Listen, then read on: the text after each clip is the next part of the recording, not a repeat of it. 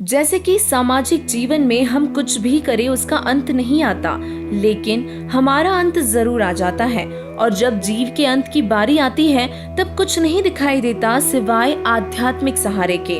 और वर्तमान परिस्थितियां ही ऐसी है कि आखिर आध्यात्मिक सहारा भी कैसे ले और क्या करे कि जीवन की डूबती नाव बचा सके। वर्तमान का आध्यात्मिक मार्ग उस उलझे हुए सूत के समान है जिसको सुलझाने के लिए बुनकरों को 1 महीने से अधिक लग जाता है। ठीक उसी प्रकार हम बिना ज्ञान के कष्ट निवारण हेतु न जाने कहां कहां चले जाते हैं। तो दोस्तों आज का हमारा विषय भी कुछ इसी प्रकार है, जिसका विषय है परमात्मा साकार है या निराकार। दोस्तों अब जब बात आध्यात्मिक ज्ञान की आती है तो अलग अलग धर्मों के मानने वाले अनुयायी अपने अपने स्वार्थ के अनुसार तर्क देकर अपने धर्म को श्रेष्ठ मानते हैं, जो कि प्रत्येक मनुष्य का स्वाभाविक गुण होता है। कुछ लोग इस सृष्टि के निर्माता यानी परमेश्वर को आकार रहित अर्थात निराकार मानते हैं, जिसका प्रमाण केवल एक श्लोक के माध्यम से देकर सिद्ध करना चाहते हैं। जिस तरह आज विज्ञान का आविष्कार होने के कारण प्रत्येक मानव शिक्षित है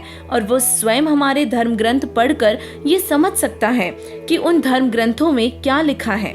दोस्तों हमारे पूर्वज पढ़े लिखे नहीं थे और इसीलिए उस परमेश्वर के निराकार होने के मिथ्यक ज्ञान को नहीं समझ पाए। समाज पहले से अब तक वर्तमान में चली आ रही परंपराओं में आखिर क्यों जकड़ा हुआ था? इसका कारण यही था कि उनका शिक्षित न होना। लेकिन आज परिस्थिति विपरीत है। अब हम स्वयं ही जांच कर सकते हैं कि वास्तव में शास्त्रों में परमेश्वर के विषय में क्या कहा गया है। अगर हम जानना चाहे कि परमेश्वर कैसा है, कहाँ रहता है, कैसे मिलेगा, तो शास्त्रों का रुख रखना अनिवार्य है, ना कि किसी के कहने मात्र से साकार या निराकार मान लेना चाहिए। और इसके लिए किसी एक ग्रंथ को साक्ष्य के तौर पर नहीं लेना चाहिए, बल्कि सभी धर्म ग्रंथों को साक्ष्य मानना चाहिए। आखिर शिक्षा का भी महत्व है। तो चलिए अब शुरुआत करते हैं और सबसे पहले लेते हैं वेद, जिनमें परमेश्वर की स्थिति के बारे में प्रमाण मिलता है। ऋग्वेद मंडल नंबर 9 सूक्त 86 मंत्र 18 में लिखा है, जिसमें ये बताया गया है कि परमपिता परमात्मा जो असाधारण बालक के रूप में आकर प्रसिद्ध कवियों की उपाधि प्राप्त करते हैं, अर्थात संत या ऋषि की भूमिका निभाते हैं, हजारों भाषणों की रचना करते हैं और उस भगवान द्वारा जो एक संत के रूप में प्रकट हुए हैं, संत प्रकृति के व्यक्ति यानी भक्तों को स्वर्ग के समान सुख प्रदान करने वाले हैं।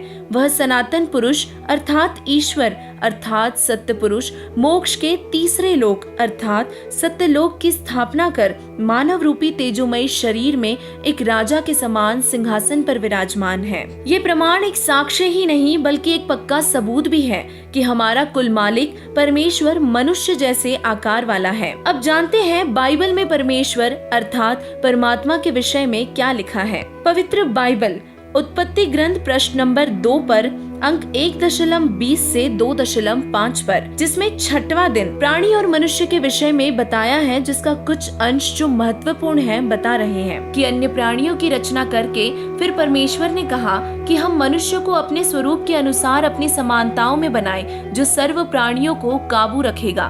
तब परमेश्वर ने मनुष्य को अपने स्वरूप के अनुसार उत्पन्न किया और अपने ही स्वरूप के अनुसार नर और नारी करके मनुष्य की सृष्टि की। फिर इसके आगे 7वां दिन विश्राम का दिन बताया है, जिसमें परमेश्वर ने 6 दिन में सर्व सृष्टि की उत्पत्ति की तथा 7वें दिन विश्राम किया।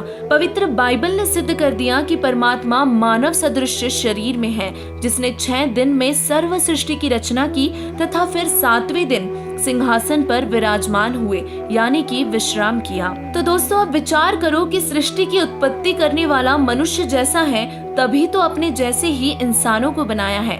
भगवान अर्थात परमात्मा मनुष्य जैसा है। इसका प्रमाण पवित्र मुसलमान धर्म में प्रचलित कुरान में भी मिलता है, जिसके अंश आपके सामने हैं। कुरान शरीफ के सूरत फुरकान 25 आयत 52 से 59 में लिखा है, जिसका हिंदी अनुवाद करके देखेंगे तो उनमें लिखा है कि परमेश्वर ने मनुष्य को अपने स्वरूप के अनुसार बनाया है। 6 दिन में सृष्टि की रचना की तथा 7वें दिन सिंहासन पर विराजमान हुए।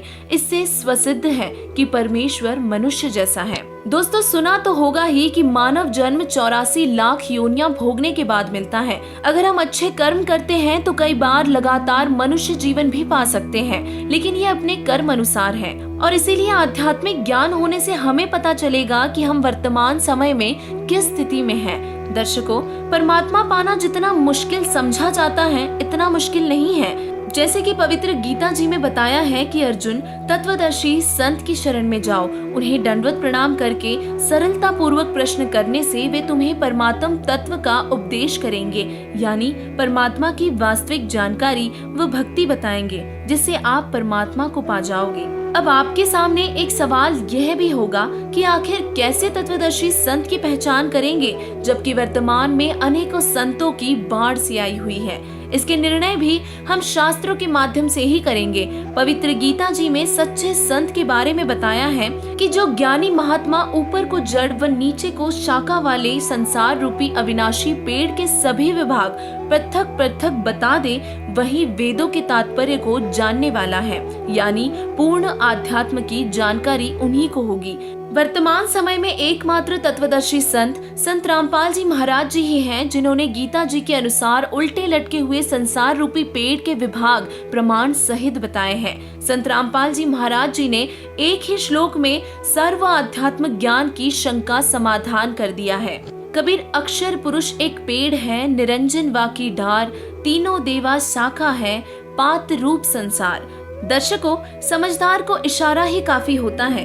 हम आज तक जिन्हें केवल एक संत और कवि अर्थात कबीर दास ही मान रहे थे, असल में वे ही परमेश्वर हैं। आज हमें संत रामपाल जी महाराज जी के बताए ज्ञान से प्रमाण मिला कि यकीनन यही सत्य है। वह परमात्मा जिसके लिए ऋषि महर्षि लाखों वर्ष जंगलों में पहाड़ों में भूखे रहकर साधना की, वो परमात्मा पूर्ण परमेश्वर कबीर साहिब जी ही है। पूर्व काल में हुए संत महात्माओं ने भी कबीर साहिब जी को परमात्मा बताया था, लेकिन हमारी मंद बुद्धि के चलते हम उन्हें परमात्मा स्वीकार नहीं कर पाए। जिस विषय में आदरणीय नानक देव जी ने बताया है, फाई सूरत मुलुक की वेश, ए ठगवाड़ा ठगी देश, खरा सियाणा बहुता वार, ये धानक रूप रहा करतार। इसी के साथ आदरणीय दादू दयाल जी ने भी बताया है कि जिन मोको निज नाम दिया, सोई सदगुरु हमार, दादू दूसरा कोई नहीं, ये कबीर सिरजनहार। तो दोस्तों, आज के इस दौर में हम सभी शिक्षित हैं, तो इस अनमोल शिक्षा का सही इस्तेमाल करने के लिए हमें चाहिए कि हम संत रामपाल जी महाराज जी के बताए ज्ञान को सुने, समझे और शास्त्रों से मिलान कर उस परमात्मा को पहचाने और संत रामपाल जी महाराज जी की शरण में आकर अपना व अपने परिवार का कल्याण करवाए। धन्यवाद।